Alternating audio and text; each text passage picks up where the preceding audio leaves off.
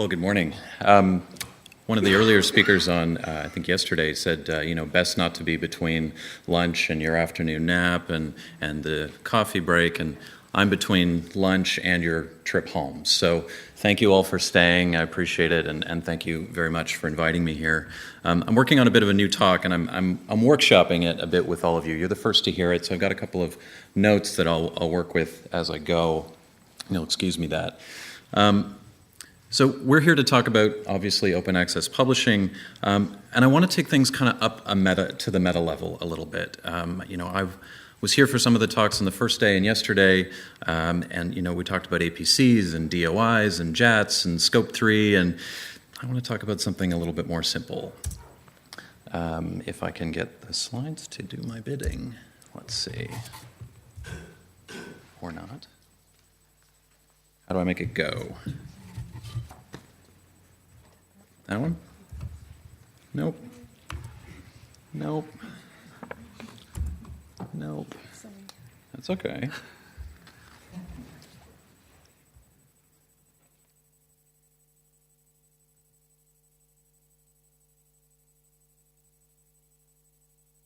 Dramatic reveal. It didn't happen.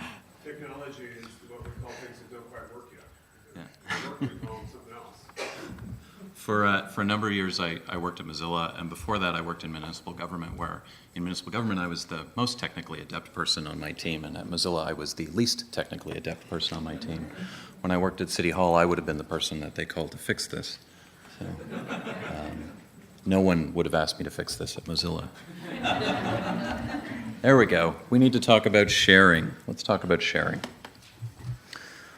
So much has been written about the sharing economy. Web-enabled services like Uber, where people rent their homes or their cars. There's lots of new opportunities being created around this industry, and it's disrupting existing industries. And I don't object to any of these companies. In fact, I use many of them. The problem is that there's actually no sharing in the sharing economy. The real sharing economy is the one that in part lives right in this room. It's the one I want to talk about with you today. It's the one that's built around goodwill, around gratitude, and around mutual benefit. Now, sharing at its heart shouldn't require compensation. If you're paying for it, frankly, it's not sharing. It's actually just a service. And mislabeling the sharing economy is bad for real sharing because it distorts the definition and it renders it meaningless. But sharing still creates benefits for those who share, and it's vitally important to communities and to society. It's something we shouldn't distort just because it sounds good in the marketing copy. Now, Martin Novak, Harvard professor, studies the underpinnings of evolution. Now, he argued in a recent Scientific American article that humanity's story is one of both competition and cooperation. It's not just a struggle for survival, it's a snuggle for survival. Now, contrary to the prevailing wisdom, his research also shows that cooperators, even those who share at their own expense, often win out over time. Now, an extreme take on social Darwinism might suggest that we should never help our fellow humans, and yet the data suggests the exact opposite. In Adam Grant's book, Give and Take, he debunks the idea that givers are just altruistic and instead argues that those who give first are often best positioned for success later. Now, giving doesn't just help the giver. It also begets more giving, creates a norm. And according to Grant, when researchers studied giving across social networks, they found that when one person gave at their own personal cost around multiple rounds of giving, others were more likely to contribute in subsequent rounds, even with different people who did not participate in the original rounds. So this presence of a single giver sets the norm, creates this culture of giving. Now, sharing is not a selfless act, as is often seen to or thought to be. It pays itself forward in reputation. Now, Novak, in his research, calls it indirect reciprocity, common in large, complex communities where direct reciprocity is almost impossible.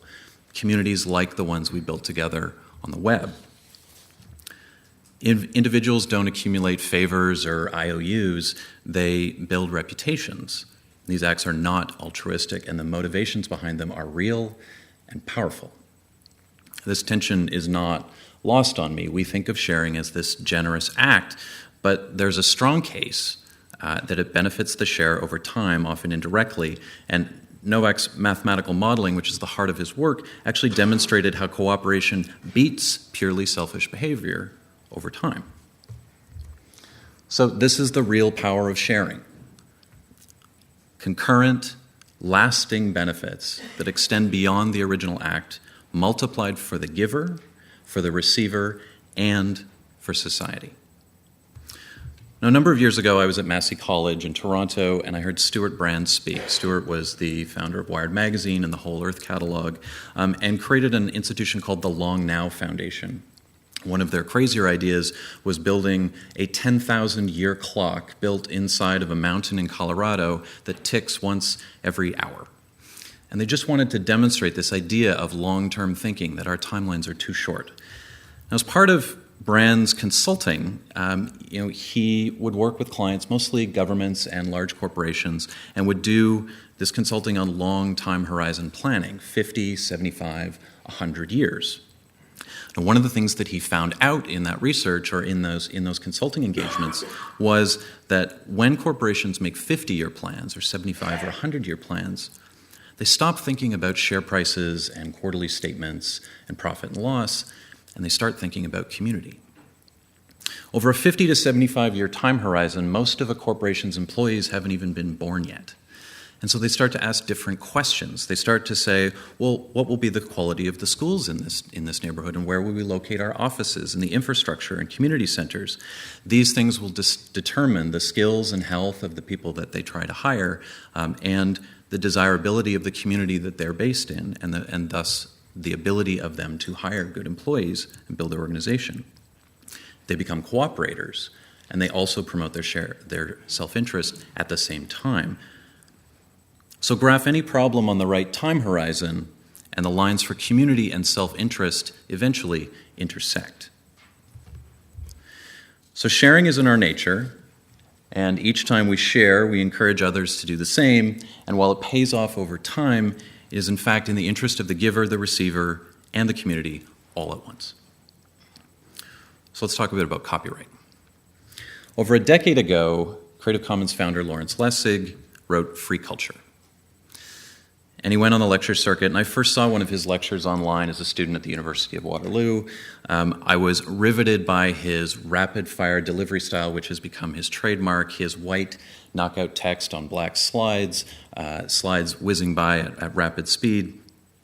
And I showed that talk to anybody who was willing to watch it with me. And we would huddle around the computer at the student paper where I worked, watching it on this sort of real player screen that was like, this big, because that's what video looked like at the time. That was 2002. Here was his refrain. Creativity and innovation always builds on the past. The past always tries to control the creativity that builds upon it. Free societies enable the future by limiting the past. Ours is a less and less free society. We are still suffering from society's failure to learn from what he was telling us. We have continued to allow large rights holders and traditional publishers to define the ways in which we build on knowledge and culture, even though those entities built their empires on top of freely available science, research, data, music, art, culture, folklore, and more. The past always tries to control the creativity that builds upon it. So while we may be hardwired for sharing, our legislators have taken copyright well beyond an incentive for creation to a carefully guarded, private, and nearly never-ending right to profit. Today's copyright laws restrict sharing, slow collaboration, and make it nearly impossible to reuse even unwanted and forgotten works. And while large rights holders send their lobbyists to nearly every country in the world to continue to negotiate extended copyright to obscene lengths, the vast majority of works lose their commercial value within a couple of years. There is no balance today between individual rights and the public good in the realm of copyright. Today, my organization and others like it fight to prevent yet another 20-year extension that is being negotiated in secret talks. We lost the fight for copyright reform a long time ago. As a society, we have failed to limit the past. In fact, we have capitulated to it, protecting dying industries and old business models at the expense of innovation and creativity. We put private good before cooperation when they should be working together. We will never know exactly what we lost as a result. It's impossible to quantify.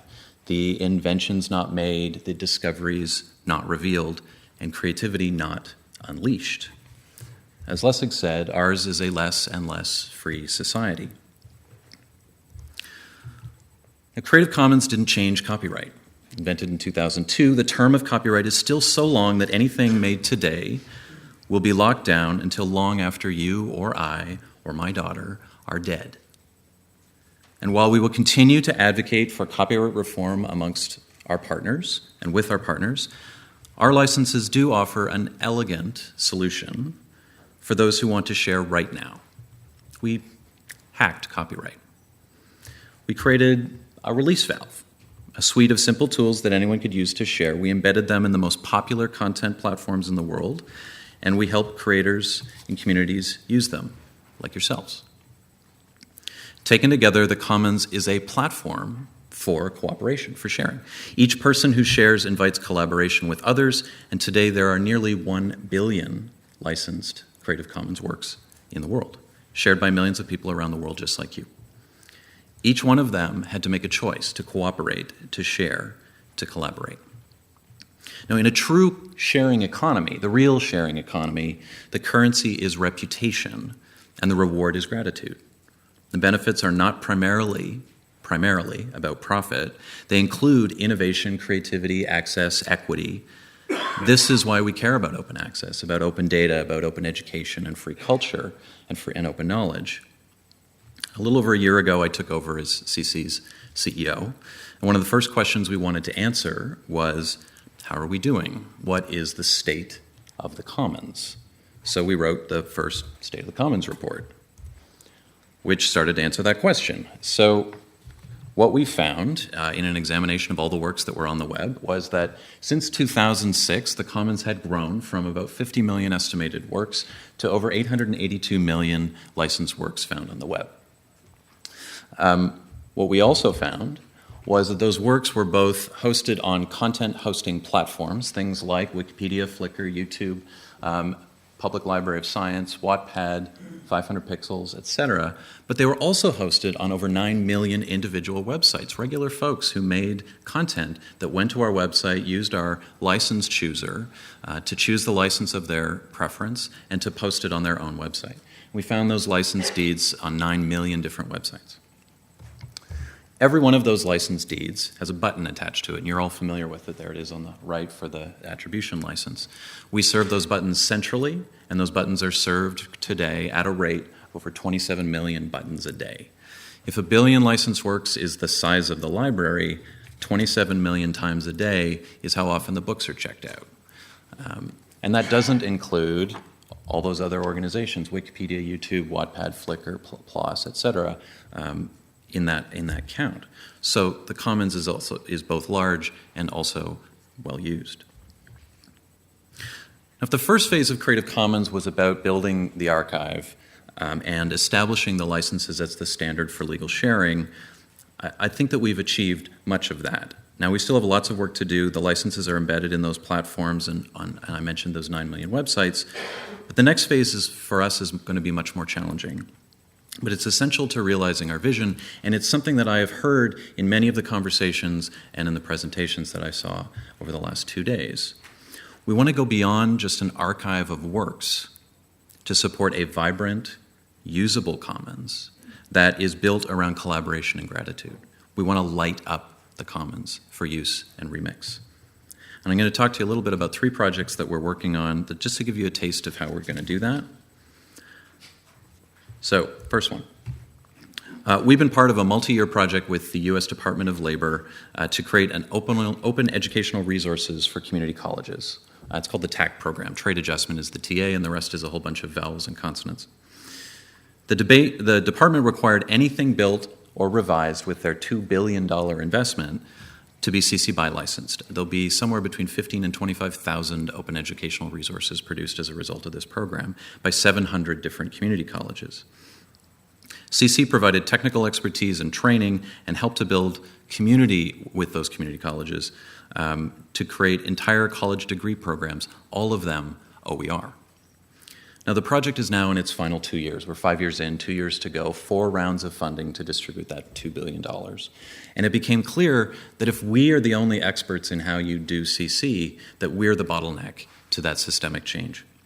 And so one of our staff members, Paul Stacy, who was leading this project, suggested that we change tacks in the final 2 years and that we develop a CC certification program to train others on the values and skills and techniques required to apply CC licensing. And so we've begun doing that work. We've since received a second round of funding for this project from the Institute of Museum and Library Services to build a customized version of this certificate for librarians. Our ultimate plan is to expand it to multiple sectors as both a self-directed course that anyone could take just to learn this information, but also as a full CC certification. The next is on the technical side. And we want to make the commons more vibrant and usable. I talked about that a minute ago. The first part of that is making it more discoverable. Now, there are dozens of repositories of openly licensed content, and while over 20% of our 4 million monthly visitors to our website at creativecommons.org go to search.creativecommons.org in order to search the commons, and many of them punch search queries into the search box on our website only to be disappointed and find out that that's search of our website. Our search is mostly, today, just a series of links to other people's searches, not the kind of search that people are looking for when they want to search the commons. But more importantly, we don't want to do just discovery. We want to make it usable and reusable. What we want to offer is the ability to find what you want, but also curate content, add metadata to it for others. We want search that facilitates use and remix, not discovery. We've begun work on this project, and we're seeking partners and funding for it. We have a working prototype that we built with our affiliate in Korea that reads across public-facing search APIs and returns results. We hope to release something early next year. And we've also been building an app, which you're looking at here. It's called The List, to experiment with CC on mobile, which is an area that we really haven't played in, and also to foster more collaboration and gratitude within the Commons. Now, The List allows anybody to create a list of photos that they want, and anyone to submit photos against a list of wanted images. Every image uploaded with the app is marked CC BY and shared in a public archive that anyone can use. Users will be able to like the images that they find, to add metadata to those images, to make the archive more usable and discoverable, and also to thank users for contributing content for them to use. This is new. The experience of sharing in the Commons is actually pretty lousy.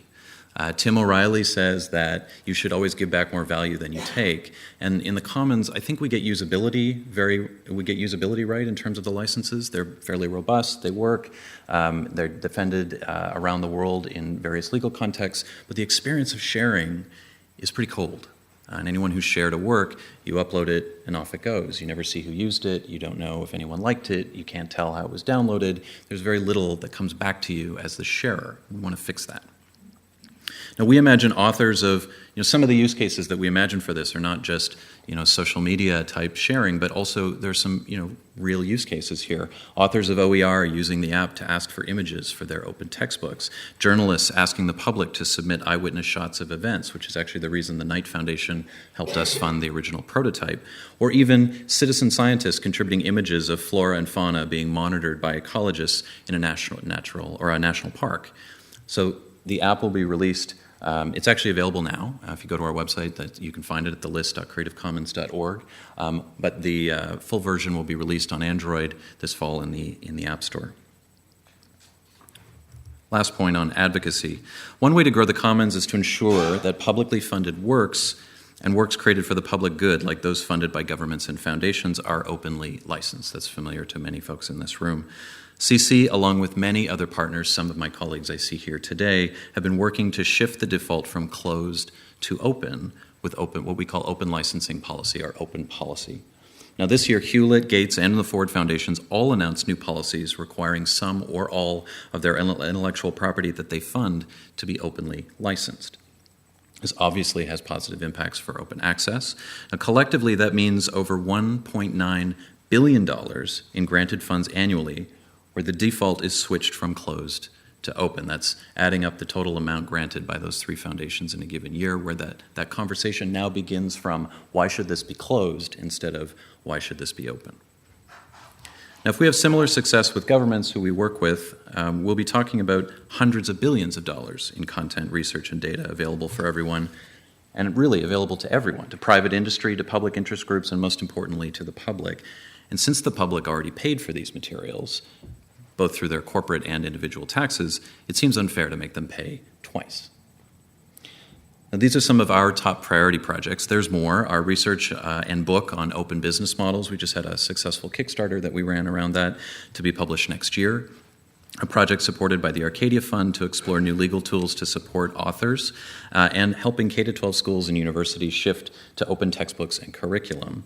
And finally, reimagining the license technology, those buttons I talked to you about, to support content analytics, embedded provenance, and license metadata and gratitude, all things that we're working on. I'm happy to talk more about all these projects and the questions, and we'll have a little bit of time to get to that. So, I broke it. There's another slide at some point. How do I do it?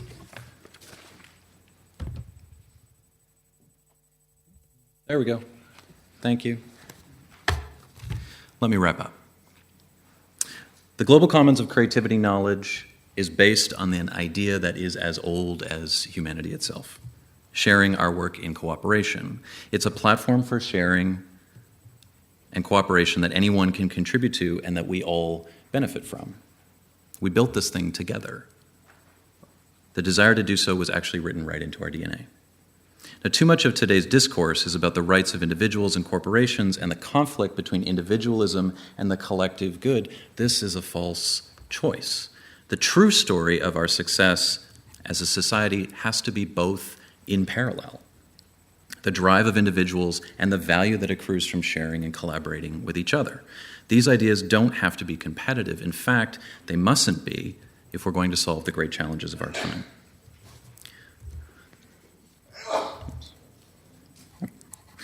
To advance innovation of science and the humanities, we need open access to research so ideas can be spread widely, evaluated, and built upon. To drive efficiency, improve services in government, we need open data so that our brightest minds can develop solutions. To improve equity and access in education, we need OER for all subjects, open licensing policies that require that content to be open, and support for teachers who want to share.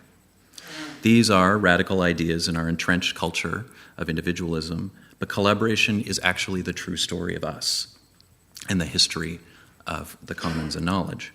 We need sharing by its original definition to support 1 million collective acts in an environment that promotes cooperation for the betterment of each of us and all of us.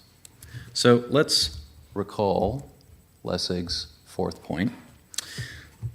Ours is a less and less free society. These words are still true today, but Novak's mathematical models also suggest that these victories and losses come in waves.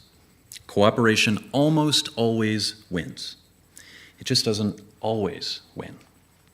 It waxes and wanes as exploiters sneak in and profit from the collective goodwill that arises in cooperative societies. But those who exploit without sharing eventually lose out, and the pendulum swings back. And what I see today is encouraging, and I think that's what we're seeing. Today, big data, open access, remix culture, mashups, government open data, open education, and more are all gaining ground and entering the main.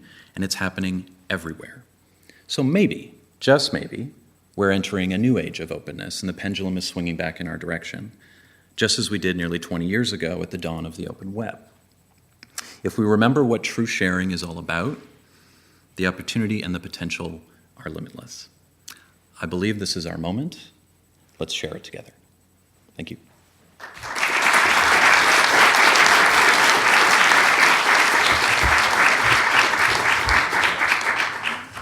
Okay, thank you very much, Ryan.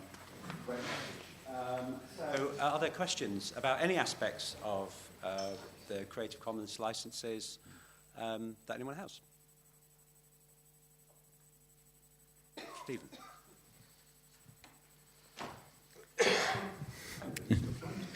It's funny how the microphone makes you face the back. So many academics in the research community, I mean, they have issues with some of the CC licenses, as probably well rehearsed. Yeah. I'm just wondering, for the CC BY, I mean, obviously there's supposed to be attribution associated with that. Have there been cases that have been tested in court that demonstrate the robustness of the license? So if work is shared and not attributed, does the author have comeback? I mean, I don't know off the top of my head of any particular legal test cases in any jurisdiction of that, but are there instances?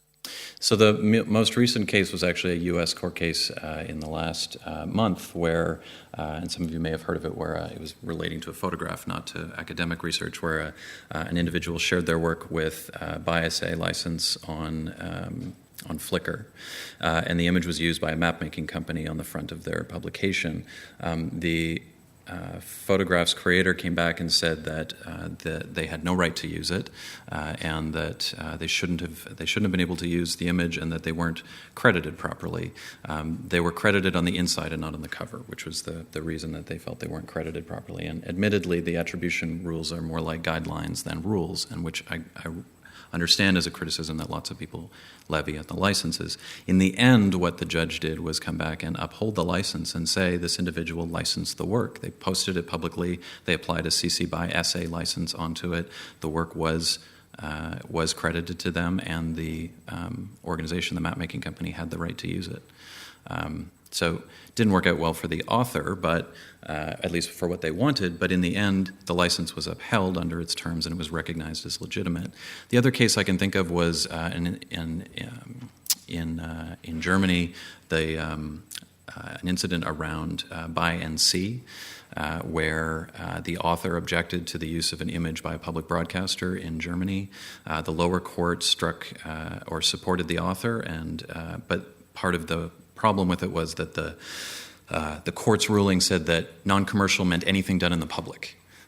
They didn't read the license. They didn't even reference the terms of the license, and so it went to appeal. And at appeal, it actually upheld the license on both fronts, both to the disappointment of the author and the broadcaster. It upheld the NC use on the part of the broadcaster, and it upheld the attribution element, which is why I reference it, on the part of the author, because the public broadcaster failed to attribute.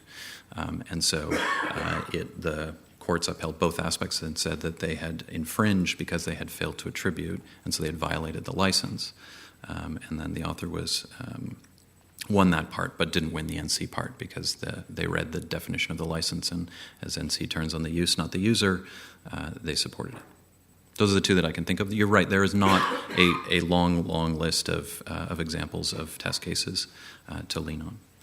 And I would also say that some of those things come to us where people in dispute will say, I'm angry about how I was attributed or whatnot. These things come up a lot, and they come up large institutions and small. And usually what we try to do is mediate those things, in part because I think it's better for all of us if we can find ways to work it out. And especially on something like attribution, the right answer should be attribute properly. The person has already shared with the intention of having it shared. They just asked that it be attributed properly. And so we push them and try to work with them to get proper attribution, as opposed to ever seeing those things go to court. Stephen. I'd like to ask a general question that goes back to some of your opening remarks. The academic world, the scholarly communication system, is one that I've characterized in the past as being typical of competitive sharing. That is, when you share something, you actually gain competitive advantage in terms of reputation and so on. So there's an interesting balance there going on between competition and sharing, but the two feed off each other. And often the success of the system is based on how that balance is achieved. My question is, where does this kind of begin and end? What is appropriate for that kind of approach? Now, it's often commented, it's well known sort of in commons theory and so on, that information lends itself to sharing because of its non-rivalrous and non-excludable characteristics. If I use it, it doesn't stop you using it, and so on. And Richard Wellen, in an article about open access megajournals, makes a point about this, which I think is quite interesting. This is what he says. He says, as a result, even neoliberal governments fiercely committed to the use of market mechanisms typically ensure that the sphere of curiosity-based knowledge creation is largely structured as a commons where the creation and use of ideas is not constrained by barriers of price and permission. Now, that's the academic sphere. Yeah. Where does it end? Can you go beyond the academic sphere to do this same kind of principle, say, in commercial development and so on? Or are we talking about a fairly narrow or fairly small pool here where this is an appropriate approach? Where does Creative Commons begin and end, is the question. So my answer is going to be deeply disappointing because the part of it is I don't know, and we're going to push it to see. But also because we really created the platform and others are running with it. There were a couple of questions in your question there, and I love doing talks where there's good Wi-Fi because people can pull up the article they're thinking of and quote it to me directly. Thank you for that. So right up front, you talked about the way that the benefit that accrues in research is in reputation. Notably, so it's competitive in reputation, it builds over time, it pays off later, and it's not tied to profit. And so I think what we're seeing there is this tension around what is the right balance to sustainable business models and also to the benefit that accrues to those who create, and what is the benefit that they require and desire. And so I don't know where that ends. I think sitting in a room of people who advocate for and support open access, we think it goes further. I think it trends more towards open. I think also that the money is changing. And so the systems that fund this research are shifting. Look at what's coming from the Gates Foundation right now and their decision around funding for research. That is indicative of 100 other conversations that I'm having, and I have to give credit to Gates and Hewlett and Ford that their leadership actually pushed all the conversations that I was having with other institutions and governments to say, oh, we could go further. And so you're going to see that shift at the other end. Maria Mazzucato wrote a book called The Entrepreneurial State and talks a lot about how the state has a strong role in generating intellectual property and ideas and technology that then go on to create other things. She has this great chart where she shows that about 60 different technologies inside the iPhone were actually developed by governments and then shared freely that created this platform for innovation, which I think is the idea. And this concept that you can't have profit and sharing, I think, as I said, is a false dichotomy. I think we need to find the way for both, but I think the pendulum probably needs to swing the other way a little bit. And so you're seeing it there. You're also seeing industry choose to share. This isn't a copyright example, but Elon Musk and the patents from Tesla is a really interesting example where Musk has decided to share all of the patents that underpin the battery technology in the Tesla electric cars under an open patent license. Now, it's not quite an open patent license. He's basically said, I won't sue you if you use them. It's not crystal clear, but essentially what Musk has decided is that the value of the market is more valuable than the value of the patent exploitation.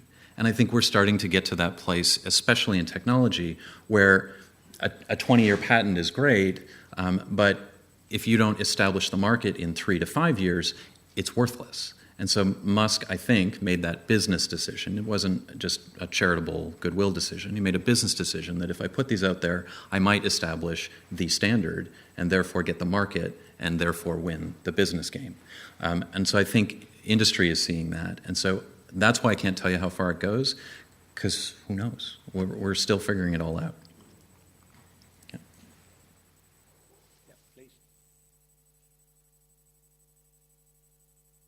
You give impressive figures about the number of works which are CC licensed, but one of the main advantage of CC license is the right to reuse materials. I wonder if you have programs to try to evaluate the actual number of reuse of those works. I know it's very difficult, but that's my question. And the other part of the question is about what we could call predatory reuse of works. Do you have a reflection on that?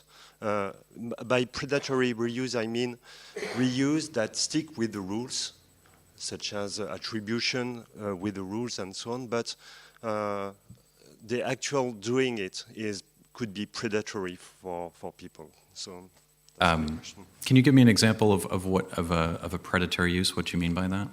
For example, if I have a database full of articles, CC licensed, but I am a very small organization, and on the other part, I have a bigger organization that sucks up all my database to republish all the articles, but as they are bigger, they have more power, more visibility, then we could consider this as a predatory reuse. But it's only a question, not... Yeah, let me take the second question first. Last year, Flickr launched a marketplace. And initially, the photos in Flickr in the marketplace were only all rights reserved images. And the idea was that you could buy a photo either as stock, but also to have it printed out, sent to your home. And they were going to share the revenue with the photographers. So if I print your picture, or if I print your picture, you would get a check for half of the value that Flickr generated from that. At the last minute, Flickr added 50 million CC BY licensed images to the pool of available images. And that on its face probably would have been okay, I think. They didn't tell anybody. And a friend of mine, John O'Bacon, wrote a book called The Art of Community, which is a really lovely book. And one of the things he says in there is that surprise is the enemy of community. And I always kind of remind myself of that when you think about how we reveal these things to communities.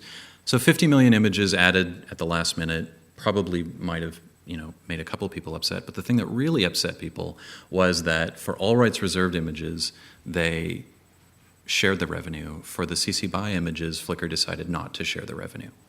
Now, strictly speaking, under the license, they don't have to. And this is, in some ways, I think you could say, the program that you get when you only ask the lawyers, can we do this? It's not the program that you get when you ask the community organizer or the community managers, should we do this? And so I think that's sort of the gray area. So I took this discussion to our board, and we had a really robust conversation. I will tell you that our board was split on what this meant. Some of them felt that it was predatory and exploitative and unfair, and other people said, this is what success looks like in the commons, is people who share their work and it being attributed as required and used in a myriad of ways that are permitted under the license. And there really was no agreement. And so I can't say each one because they have to be case by case. But I think the thing that guides me is thinking about the commons is not a commercial relationship. It's actually a community. And we think about it that way. There are rules and there are conventions. There are the ways that you act in a contract, and there are the ways that you act in a community. And I think you kind of need the spirit of both. And I think we're bad at that as a species, where we like convention, but we like to fall back on the rules. But I think that those two things have to work, and they have a tension that are connected to them, which is perhaps not a crisp answer to your question, but to say that I think those things come up. And as we are more successful in the commons, we will see more of them, not less. Your other question about tracking and remix this is very much the holy grail of Creative Commons. It's the thing everyone wants. Everyone wishes that we could provide content analytics. Where does my work go? Who uses it? How was it reused? Everyone wishes that we could create mechanisms for pay or tipping or Patreon-style platforms or any number of those other tools. And sometimes it's been so difficult that we've called it the myth of remix because no one can prove that it's happening. And so the answer is I don't know, but I can tell you that it's something that we are working on, and lots of other people are working on it too. There have been a number of initiatives. So we've done some work in photos with EXIF to do embedded licensing. We're doing some work around perceptual hashes to see if we can embed license data and identify content as it moves around and as it's reused. There's another standard called XMP, which is an Adobe standard that works across many file formats that actually tracks iteration. So it would show that a file was used, edited, reused. And so we're looking at ways to try to answer this question. The truth is no one has answered it, and it's really, really hard. But it's a priority for us because I think it goes back to that, how do you get value for sharing in the commons? And the more that we could do that, if I could tell you where your works went and who used them and create ways for some kind of real connectivity between you and the reuser and get this call and response, then you actually get a community of creators, not just all these people in the dark sharing that happen to be in different communities. I'd really like to connect the commons, to see scientists connected with videographers and et cetera, et cetera. But this is kind of a predicate for that, or prerequisite for that.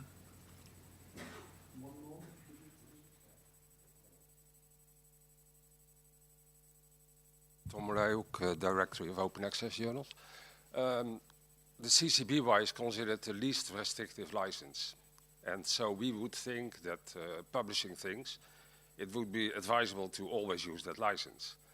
But I think that the share-alike license is somewhat better for doing the science sharing, because it prevents, for example, publishers to just take an article that they find interesting and then sell it somewhere because they are allowed to do it under the CCBY license, BY, but they're not allowed to do it under the CCBYSA license.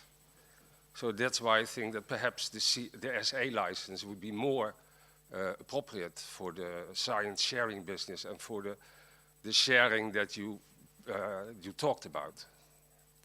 Yeah, I think there are different schools of thought about what we mean by free and open. And certainly there are many who believe that under the open definition, commercial activity should be permitted. And so that restricting commercial activities actually makes the work less free. I totally recognize that there are others that want to restrict that commercial activity and why some choose those licenses. We certainly advocate for the more open license that's CC BY. I respect that others feel differently. That's why we offer a suite of licenses. That's why we offer by SA and C. Also notably, CC's SA doesn't work the same as, say, GPL's SA equivalent. People are often familiar with open source software's share-alike requirement, which is basically if you have a line of code from this, it infects it. CC's SA doesn't work that way. And people are often disappointed to find out that it doesn't because they believe that it does, and you need to actually make a derivative, not just use the work inside it. And so that's a very different nuance. And so SA can be troubling for that effect because it's not as ironclad as, say, GPL SA, or the SA quality of GPL. GPL has it embedded. There's no other option. Because for science, it offers the possibility that some publishers can take the works out of the openness and put it back behind the tall barrier. And there is the license doesn't prevent that. The CC BY license doesn't. No, it doesn't. But the internet has a way of surfacing things, which it would be my hope. I would rather route around it with the positive than the negative and trend towards more open. But I recognize that it's a complicated problem. Okay, thank you. All right, we'll probably better end there. So please join me in thanking Ryan once more. Thank you.